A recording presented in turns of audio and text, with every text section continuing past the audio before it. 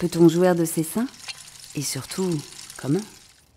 C'est une très bonne question. Donc on croit que chez les femmes, les seins, c'est vraiment érotique. On va parler du sein érotique. Les femmes ont érotisé leurs seins, les femmes adorent leurs seins et les femmes vont prendre du plaisir par leurs seins. Eh bien, en pratique, je peux te dire que probablement la moitié des femmes n'arrivent pas du tout à érotiser leur sein. Érotiser, ça veut dire quoi? Érotiser, ça veut dire je touche un endroit, je caresse un endroit, il y a un message sexuel qui passe et j'aurai une réponse sexuelle. La femme, la réponse sexuelle de la femme, c'est la lubrification vaginale. Pour un homme, ça va être l'érection. Donc il faut que si j'arrive à érotiser un endroit, je touche cet endroit-là, il y aura une réponse sexuelle. Chez la femme, ça va être la lubrification. Donc une femme qui a pu érotiser son sein, c'est une femme qui va utiliser dans les jeux sexuels son sein. Donc dans la sexualité, il y a deux formes de sexualité. C'est la sexualité personnelle et la sexualité relationnelle. La personnelle, c'est celle que je fais tout seul, comme un grand, donc la masturbation. Il y a masturbation et fantasme. Et la relationnelle, c'est celle que je fais avec quelqu'un. Donc, une femme qui a pu érotiser son sein, donc c'est celle qui va toucher, caresser son sein, et pendant la masturbation, et elle va laisser caresser, toucher son sein, ou bien elle va le faire elle-même pendant une relation sexuelle. Donc ça, c'est une femme qui a pu érotiser ses seins. Cependant, on croit que le sein est érotique, c'est une zone érogène, oui, c'est une zone érogène secondaire. Je vais faire la différence entre zone érogène primaire et secondaire. C'est une zone érogène secondaire, mais malheureusement, il y a beaucoup de femmes qui n'arrivent pas à érotiser. Avant d'érotiser, il y a un préalable. Et le préalable, justement, dans la sexologie, dans la sexothérapie, on travaille sur quelque chose. C'est notre cheval de bataille, c'est l'image corporelle de la femme. Donc, le plus grand problème dans la sexualité des femmes, c'est son image corporelle. Malheureusement, les femmes ont une très très mauvaise image corporelle d'elles-mêmes. Les femmes sont terriblement complexées. Donc, et c'est universel. Même les plus belles femmes sont terriblement complexées. Et elles ont une très mauvaise image corporelle. Qui dit mauvaise image corporelle dit sexualité nulle. Donc, pour avoir une sexualité, il faut avoir une très bonne image corporelle, avoir un lâcher-prise pour pouvoir prendre du plaisir. Et alors l'image corporelle, donc l'érotisation, commence avant tout par avoir une bonne image corporelle. Et comme la femme aura une très mauvaise image corporelle de ses seins, elle ne pourra pas les érotiser, elle ne pourra pas les utiliser. Donc ça ne va pas faire partie d'une zone érogène secondaire. La zone érogène primaire, c'est je touche un endroit et qui va me procurer un orgasme. Par exemple, le clitoris, c'est une zone érogène primaire. Le vagin, c'est une zone érogène primaire. L'anus peut être une zone érogène primaire si cette personne peut avoir un orgasme anal, mais en fait, c'est un orgasme rectal. Chez l'homme, c'est son pénis qui est une zone érogène primaire. Donc, c'est celle qui va amener l'orgasme. Une zone érogène secondaire, c'est celle qui ne va pas amener l'orgasme, mais qui va donner une certaine excitation pour favoriser l'orgasme. Dont les mamelons, dont les seins, aussi bien chez l'homme que chez la femme, sont des zones érogènes secondaires. Cependant, il y a des femmes qui arrivent vraiment à érotiser leurs seins, c'est-à-dire elles ont tellement bien habitué leurs seins à prendre du plaisir que ça peut devenir une zone érogène primaire. On estime qu'il y a peut-être 5 à 10% de femmes qui, juste en stimulant les mamelons, donc avec l'érection des mamelons, juste en jouant des mamelons, peuvent avoir un orgasme, justement un orgasme dans le niveau bas, et peuvent avoir des contractions. Mais ce n'est pas la majorité des femmes. Mais ce sont des femmes qui ont une très bonne image corporelle de leur sein, qui ont pu érotiser leur sein et qui vont utiliser le sein comme une zone érogène primaire, c'est-à-dire obtenir un orgasme juste donc, par le biais de caresses de cet endroit-là. Donc pour pouvoir érotiser, il faut avoir une bonne image corporelle et c'est vraiment le grand travail des sexologues, donc d'améliorer l'image corporelle de la femme pour pouvoir en bénéficier dans sa sexualité.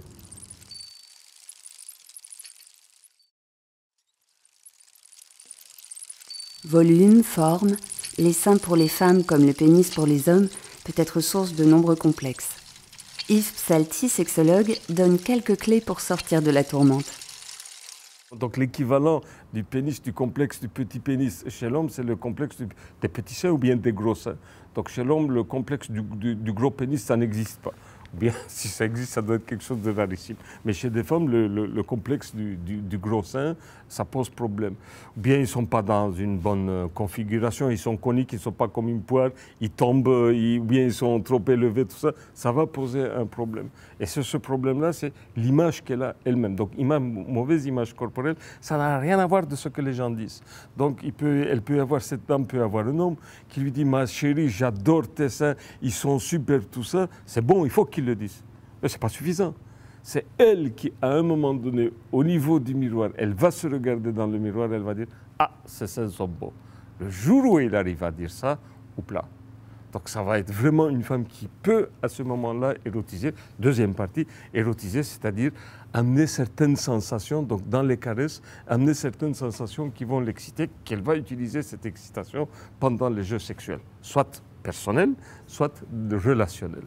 Donc dans la masturbation aussi, elle va utiliser. Donc pour érotiser, en fait, ce qu'on demande aux femmes, c'est pendant la masturbation, elles ont une main, elles ont une deuxième main aussi. Donc c'est une main vers le bas, la deuxième main peut être vers le haut, donc de toucher les seins, de caresser les seins pour pouvoir justement l'érotiser.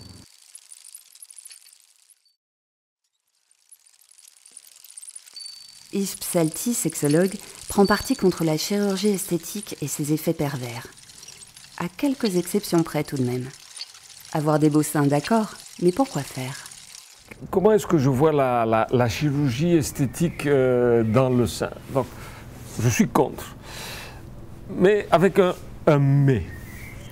Le mais, je peux être pour, d'abord si c'est une chirurgie reconstructive, une femme qui a allaité cette gosse et que cette tombe et elle doit passer, c'est plus une reconstruction que esthétique, là il n'y a pas de problème. Mais à la rigueur, je voudrais bien accepter si une femme, le problème avec la chirurgie esthétique c'est quoi? Disons qu'elle fait la chirurgie esthétique, mais dans la majorité des cas, qu'est-ce qui va se passer? Elle va se regarder dans le miroir, là ils sont bons ou bien ils ne sont pas bons. Et alors la question avec la majorité des femmes qui sont en chirurgie esthétique, bon, maintenant, qu'est-ce qu'on fait? Donc, elles vont rentrer dans une addiction de chirurgie esthétique. Moi, je veux bien qu'on fasse de la chirurgie esthétique à une femme qui va se mettre devant le miroir après la chirurgie, qui va dire « Waouh, ils sont pas mal. Hop, je suis clean jusqu'à 10 ans. » Et qu'elle oublie. Donc, pour elle, ça sert à quelque chose. Donc l'investissement qu'elle va faire, pour elle, ça sert à quelque chose parce qu'elle ne va pas rentrer dans l'addiction de chirurgie esthétique. Ça, c'est une première chose. Une deuxième chose, bon, évidemment, je suis sexologue. Pour moi, donc, la chirurgie esthétique, ben fais la chirurgie esthétique. Mais si tu n'arrives pas à érotiser après, à quoi ça sert? Tout cet argent que tu as dépensé, donc au moins pour rentabiliser, si tu veux, ton opération, essaie de le sensibiliser, de l'érotiser. Toi, érotise-le. Et puis lui, il va érotiser. Donc, un homme, comment il fonctionne? L'image corporelle que va renvoyer une femme. L'homme, il n'a rien à foutre de la plasticité de la femme. Hein. Mais alors là, rien. Que la femme ait pris 5 kilos, 10 kilos, qu'elle ait maigri de 10 kilos, il n'a rien à foutre. L'homme, il est attentif à la femme, comment elle présente ce corps-là.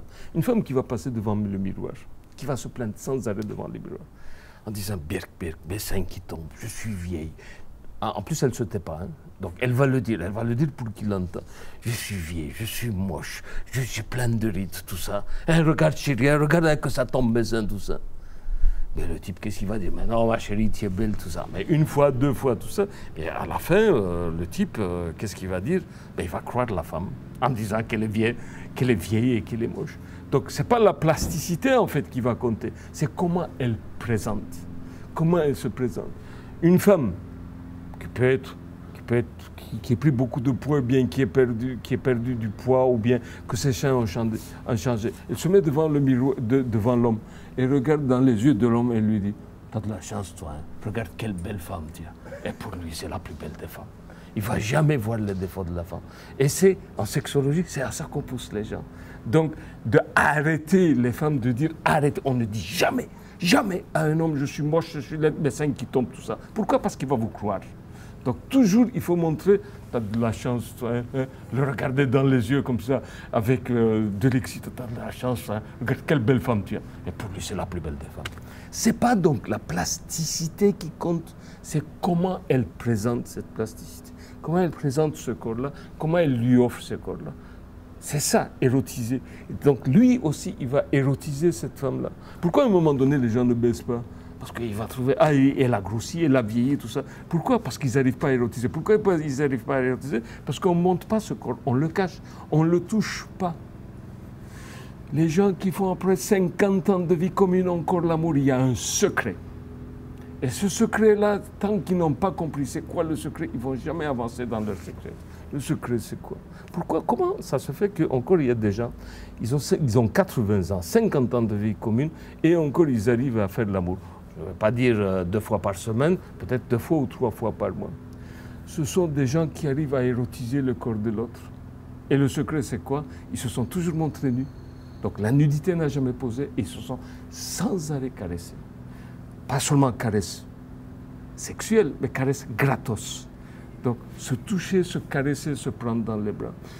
Comme pendant 50 ans, cette personne, je l'ai touchée, j'ai caressé ses seins, tout ça, les seins qui tombent, mais je ne les vois pas. Je ne peux pas les voir, puisque je les ai caressés pendant 50 ans.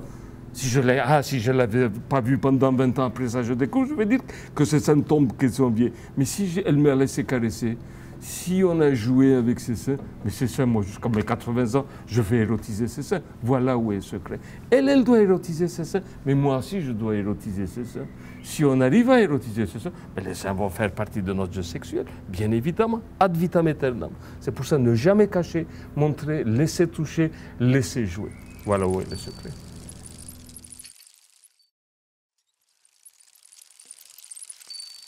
Les hommes préféreraient les seins siliconés, raison pour laquelle beaucoup de femmes auraient recours aux prothèses mammaires. Maïf Psalti, sexologue, appelle à la prudence, car la réalité est plus complexe. Le problème avec la chirurgie esthétique, donc, ils vont mettre des prothèses mammaires, donc silicone. Le problème, c'est rarement j'ai eu des femmes qui sont venues avant l'opération. Elles viennent toujours après l'opération, en disant « mon mari ne me baise plus ». Tiens, pourquoi? Pourquoi vous ne me baisez plus, madame? Et le mari va dire je ne trouve pas du tout ça érotique. C'est-à-dire que je suis dans le lit, je suis en train de faire des mouvements et des seins qui pointent vers le haut, qui ne bougent pas, je ne trouve pas, ça ne me fait pas bander. Et vous allez vous retourner vers madame, mais madame, pourquoi est-ce que vous avez fait ça? Réponse toujours, hein, toujours la réponse que j'ai. Mais les hommes, ils aiment ça. Je dis, où est-ce que c'est écrit ça? Qui est-ce qui vous a dit? Ah, tous les hommes aiment les femmes siliconées? Absolument pas. Donc quel est le pourcentage d'hommes qui aiment ça? Je ne sais pas, je vais inventer, je vais 10%, peut-être aller 20%, mais pas plus. La majorité des hommes n'aiment pas. La majorité des hommes préfèrent le naturel. Donc, pousser les femmes en disant « Ah, en faisant ça, les hommes vont aimer », c'est tout à fait faux. Donc, je suis contre justement ce genre de message, de pousser les femmes à faire une chirurgie. Ce n'est pas l'homme qui pousse en général. Hein. Donc, petite parenthèse, c'est parce que c'est pour plaire à mon homme. D'abord, elle n'a pas demandé à son homme qu'est-ce qu'il en pense. Et puis, si justement ils viennent avant la chirurgie, j'ai des trucs à leur montrer, des films porno avec des seins siliconés qui voient le mouvement et qui se rendent compte que ce n'est pas érotique. Et après ça, qui discutent entre eux et qui disent, voilà, il faut le faire. Donc la femme pense que ça va plaire à l'homme et elle va faire ce genre de chirurgie. Après ça, mon mari ne me fait plus l'amour. Tiens, tiens.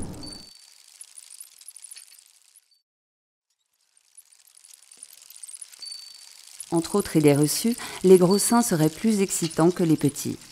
Maïf Psalti, sexologue, explique que la séduction repose sur un tout autre ressort. Je pense qu'il faut expliquer ce que c'est la cravate de notaire. Donc c'est quand une femme a des gros nénés, monsieur il se frotte sa verge ici entre les nénés, la femme compresse et il peut éjaculer. Donc la cravate de notaire, c'est un jeu sexuel que une femme avec des gros seins peut le faire et peut vraiment emprisonner. Le type, c'est peut-être mieux qu'une main. Elle peut emprisonner, et ça peut être excitant pour beaucoup d'hommes, mais pas pour tous les hommes.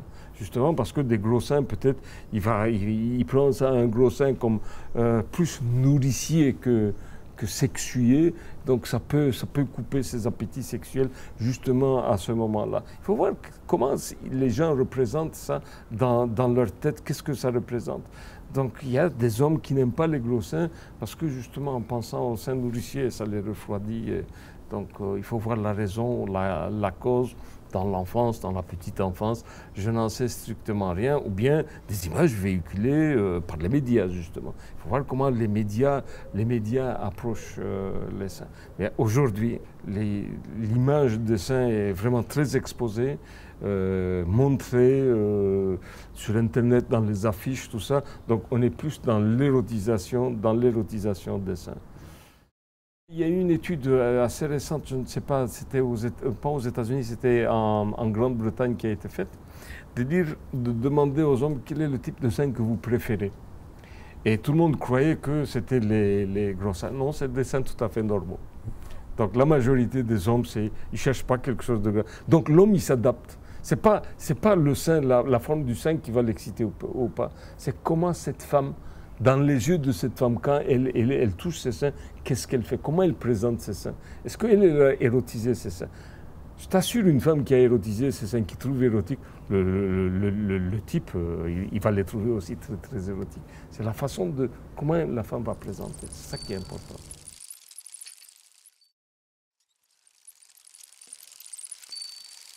Comment caresser les seins? Y a-t-il une formule magique pour être l'amant ou la maîtresse idéale de cette partie du corps? Le sexologue Yves Psalty donne quelques clés, mais rappelle que la technique universelle est loin d'avoir été découverte.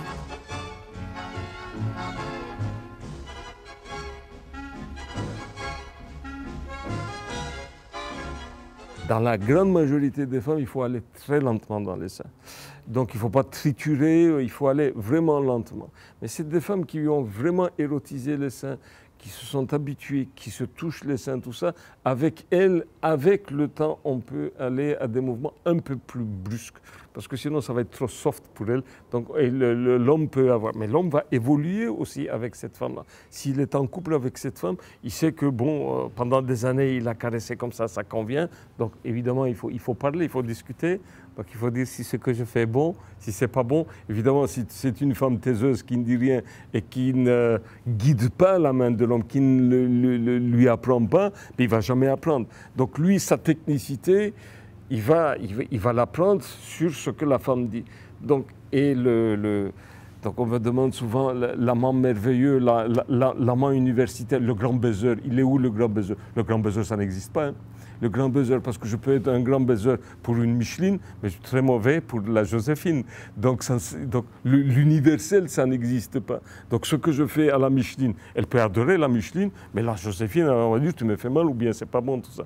Donc à un homme, avoir une technique, une bonne technicité qui est universelle, qui est pour toutes les femmes, sûrement pas. D'abord, 50% des femmes n'arrivent pas à érotiser leur sein, donc elles pas touchent. Tu ne touches pas mes seins, et les autres 50% qui vont rester, l'un va dire ben c'est trop mou, l'autre va dire c'est trop dur, l'autre va dire tu ne fais pas bien, tout ça. Il n'y a pas de technique. La seule technique, c'est madame qui peut aujourd'hui guider son homme. Peut-être dans 5 ans, elle voudra une autre forme de caresse, dans 10 ans, encore une autre forme de caresse. Donc l'homme compétent, le super compétent, c'est dans les films, ça.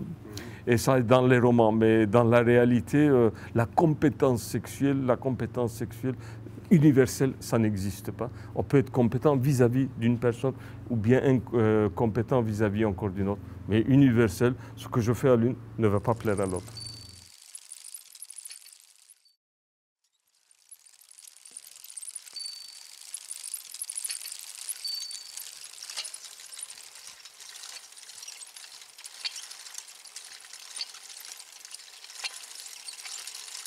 Donc le sein érotique versus le sein nourricier. Donc pendant la grossesse, il y a gonflement du sein sous l'effet des oestrogènes. Donc comme il y a une grande quantité d'oestrogènes, donc le sein va gonfler.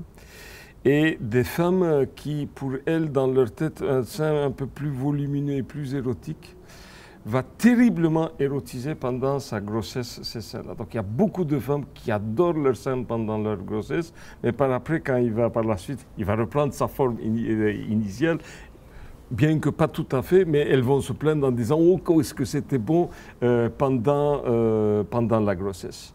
À condition que les gens fassent l'amour pendant la grossesse. Donc il y a les trois trimestres de la grossesse. Donc le premier trimestre est assez compliqué pour une femme parce qu'elle a des nausées, elle a beaucoup de fatigue, tout ça. Elle n'est pas très ouverte à la sexualité. Dans le deuxième semestre, comme elle est bombardée d'œstrogènes, il y a malheureusement de la progestérone aussi, donc le sein peut devenir très érotique. Et troisième trimestre, dans la grande majorité des cas, l'activité sexuelle diminue. Mais pour certaines, c'est tout à fait le contraire. Elles vont faire l'amour jusqu'au jour de l'accouchement. Pourquoi? Parce qu'elles sont vraiment... Parce que, bon, le moteur de la sexualité chez la femme, c'est les œstrogènes aussi, l'estradiol. Et en plus, ses seins, donc de voir ses seins qui prennent une autre forme dont elle n'est pas habituée, ça va terriblement l'exciter. Et en plus, si le monsieur aussi répond, s'il en fait un jeu, donc ils vont jouer au niveau de ce sein, ils vont avoir une sexualité débridée pendant la grossesse qu'ils n'auront peut-être jamais plus dans la vie. Donc quand vous discutez avec les gens, ils vont dire « Oula, pendant la grossesse, elle a fait 2 ou 3 grossesses. Vraiment, la sexualité qu'on a eue là-bas, c'était terrible. » Et en général, quand on fait parler les gens, ça tourne autour du sein à cause de la forme du sein. Donc ça, c'est pendant la grossesse. Une fois que l'enfant est né, donc en postpartum, donc elle va allaiter. Le problème de l'allaitement, c'est qu'au moment où une femme va allaiter, elle aura une sécrétion d'une hormone qui vient de l'hypophyse. L'hypophyse, c'est ici, à ce niveau-là, dans le cerveau, à la base du cerveau, qui est la prolactine. Donc, la prolactine va faire qu'il y aura une formation de lait et où la femme va allaiter. Le problème de la prolactine, donc c'est des choses assez récentes qu'on connaît. La prolactine, c'est aussi l'hormone de satiété. C'est l'hormone de satiété, c'est-à-dire que c'est l'hormone qui va augmenter au cas de la satiété. Par exemple, donc il y a eu plusieurs études qui ont été faites de mesurer juste après l'orgasme la quantité de prolactine qu'il y a dans le sang.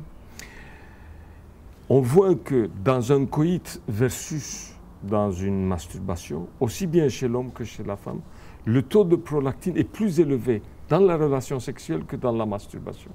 Comment on sait que c'est l'hormone de la société, de la satiété? Donc, on prend plus de plaisir dans une relation sexuelle que dans le coït. Seulement, comme elle monte la prolactine, ça m'empêche d'avoir tout de suite après, donc dans la phase de résolution, on appelle de la sexualité, une nouvelle expérience sexuelle. Les femmes qui allaitent, elles ont beaucoup de prolactine, elles n'ont plus de désir sexuel. Probablement parce que la prolactine, je ne connais pas exactement, mais probablement la prolactine aura un effet anti-androgène qui va diminuer le désir sexuel chez la femme. C'est pour ça la femme qui allaite. Donc ce n'est pas qu'elle ne veut pas, ce n'est pas qu'elle est seulement maman, qu'elle n'est pas femme, mais c'est à cause de la prolactine, le taux de prolactine qui est très élevé, qui devient anti-désir, même si c'est hormone de satiété, qui augmente pendant l'orgasme, il va devenir, par son effet anti-androgénique, va devenir un anti-désir et la femme ne voudra pas arriver à des jeux sexuels. Alors, est-ce qu'il y a des hommes qui jouent avec les seins, qui allaitent le sein, en profiter avec madame, ils le font, mais à mon avis, ça ne peut pas être sexuel, même si dans sa tête c'est sexuel, ça ne peut pas être sexuel pour la femme à cause de ça, à cause de la prolactine. N'empêche. Un grand tabou. Donc, puisqu'on est là, vous parlez du sein, donc il faut faire sauter peut-être plusieurs tabous. C'est quelque chose qu'on en parle très, très rarement.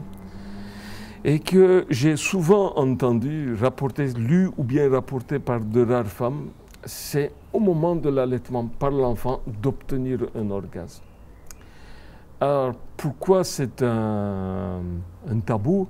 Parce que c'est de l'inceste, c'est une forme d'inceste. C'est l'enfant qui touche le sein et que la femme a un orgasme, donc un plaisir sexuel en ayant l'enfant dans ses bras. Donc c'est une forme d'inceste. C'est pour ça que c'est un tabou. On rentre dans le tabou de l'inceste. C'est pour ça qu'on aura très peu de témoignages à ce niveau-là de faire parler les femmes qui jouissent pendant l'allaitement. Mais ce n'est pas énorme comme chiffre. Donc J'ai entendu quelques témoignages et j'ai lu quelques témoignages, mais ce n'est pas toutes les femmes qui peuvent avoir.